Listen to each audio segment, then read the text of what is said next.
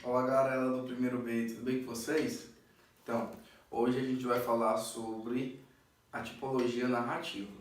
Lembra da aula passada que a gente falou sobre narração, dissertação, nós falamos sobre injunção, dissertação, essas coisas. E aí é muito importante a gente preparar uma aula só para falar sobre a tipologia narrativa. Por quê? Porque a tipologia narrativa são as maiorias dos textos. Por exemplo, um conto, esse dos Greens, por exemplo, que eu tô, um conto de fada, uma música, uma poesia.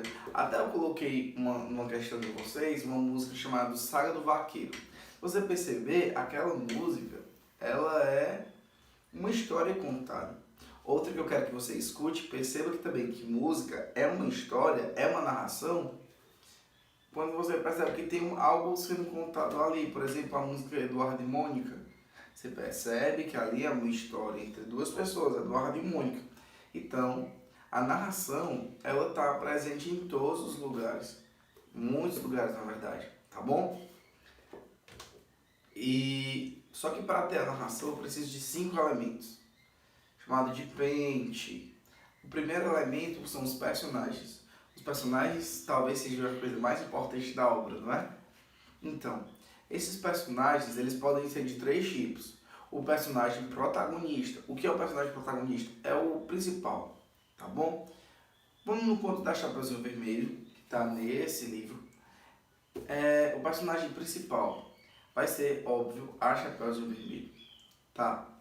E quem é contra a Chapeuzinho Vermelho na história?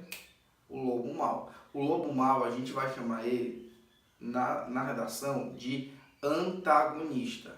Quem é o antagonista? Antagonista é quem é contra o protagonista. Quem é o protagonista? É o personagem principal. E quem for contra ao personagem principal é chamado de antagonista. E o terceiro, você falou que são 3, é o coadjuvante. O coadjuvante é o personagem que não aparece tanta importância na história, mas é muito importante. Então eu posso falar do caçador, da vovó, da meu chapeuzinho, são personagens coadjuvantes, estavam na história, mas não é protagonista na história, tá certo? Pente é espaço. O espaço ele pode ser tanto físico como pode ser na mente da pessoa. Pode ser numa tarde, no jardim, pode ser numa floresta, num bosque, como pode ser, sei lá, dentro do meu quarto, certo? Esse é o espaço. Pente, N, narrador. O narrador é a parte mais legal da história. O narrador ele pode participar da história, o narrador pode ver a história de longe e o narrador ele pode saber tudo da história. Quando o narrador ele participa da história, é chamado de narrador personagem, tá certo? Quando o narrador ele observa a história, ele é um narrador observador. Quando o narrador sabe de tudo que está acontecendo na história, até o que está acontecendo na mente da pessoa, tipo assim, o que ela está querendo, mas ela não diz.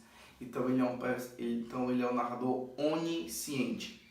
Oni significa tudo. Lembra da aula que eu falei oni de ônibus? Oni é tudo, certo?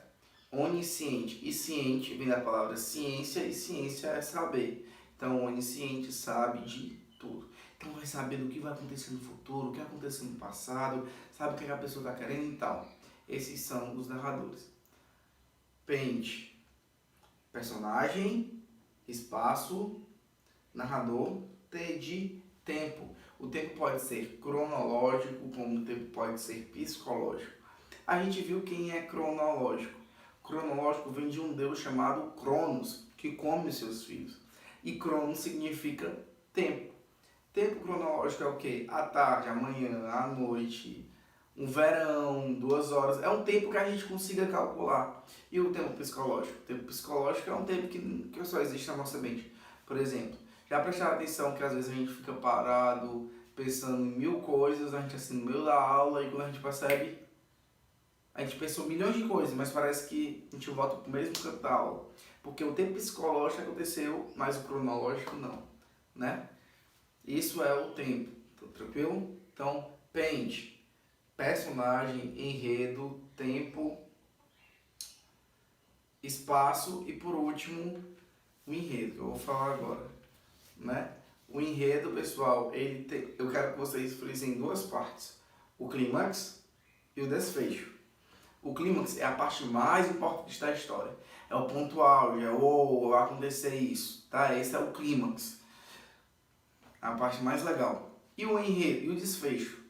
O desfecho é aquela parte que tá para terminar. O que foi que aconteceu no final? Então, esse é o desfecho. Então é isso, galerinha. É isso que eu queria que vocês aprendessem, tá certo? Vou colocar vídeos aqui para vocês e uma atividade também, tá bom? Um beijo, um abraço, um queijo e um amasso.